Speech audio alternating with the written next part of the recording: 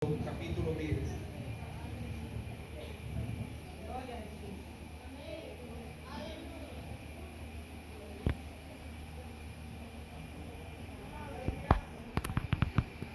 El apóstol Pablo en esta carta a los Corintios acentúa unas cuantas verdades que son las que me gustaría tratarlas en esta tarde. Vamos a tratar de ser un poco flexibles. 1 Corintios capítulo 10, versículo número 1. La palabra se lee en el nombre del Padre, del Hijo y del Espíritu Santo. Porque no quiero, hermanos, que ignoréis que nuestros padres todos estuvieron bajo las nubes, y todos pasaron el mar, y todos en Moisés fueron bautizados en la nube y en el mar, y todos comieron el mismo alimento espiritual, y todos bebieron de la misma bebida espiritual, porque bebían de la roca espiritual que los seguía, y la roca era Cristo. Pero de lo demás de ellos no se agradó Dios, por lo cual quedaron postrados en el desierto.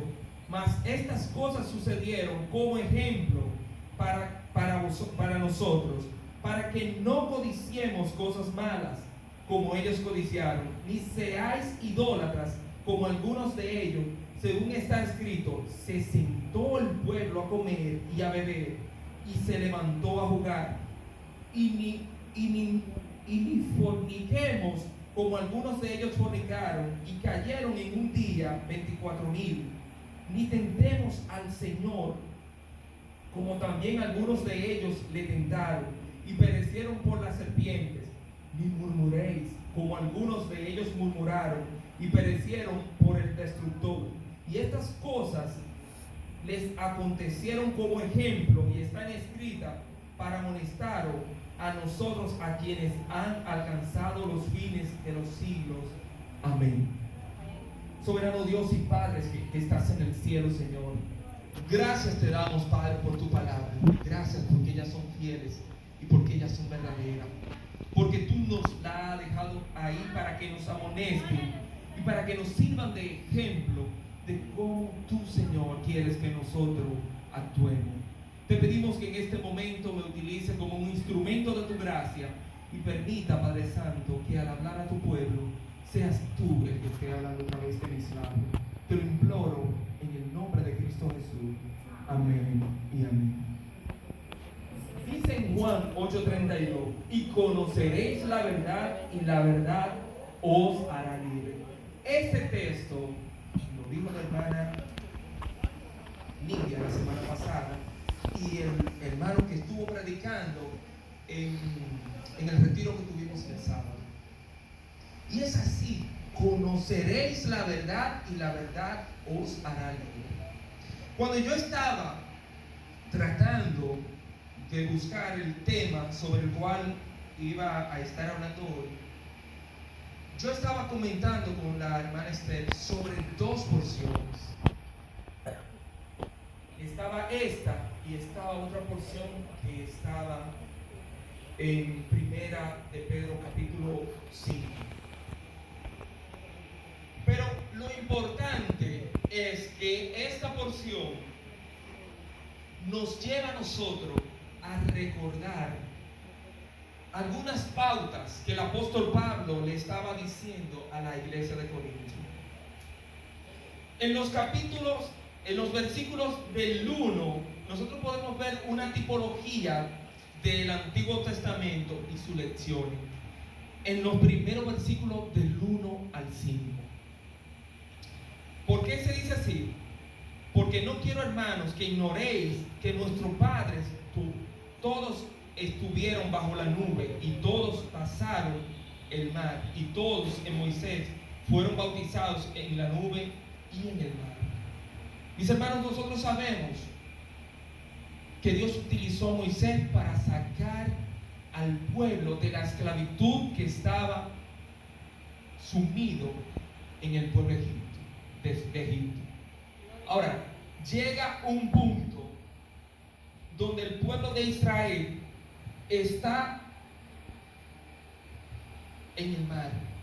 Ahora nosotros vemos que este pueblo está ahí y lo que está es murmurando y diciendo y pensando en el pasado, cómo a ellos le iba mejor cuando estaban en Egipto, anhelando su vida pasada cuando ellos estaban en Egipto.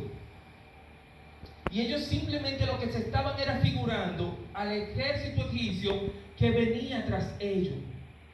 Y ellos no tenían una solución en ese momento para ellos ver cómo era que ellos iban a salir de ese problema. Ahora bien, ellos vienen donde Moisés y le dicen a Moisés, ¿sabes? Se sienten preocupados. Ahora, nosotros vemos que el pueblo de Israel no tenía esa gran fe que sí tenía Moisés. Y Moisés se hace una tipificación en ese momento como si fuera de un Cristo. No era que Moisés era el Cristo, pero se hace la tipificación de él en ese momento, porque Moisés tuvo la suficiente fe de decirle al mar, extender la vara, y el mar se dividió. Y Dios obrar un milagro en ese momento a través de Moisés. Pero también Dios sigue obrando a través de Moisés, y cuando el pueblo pide por comida, Dios le provee el maná.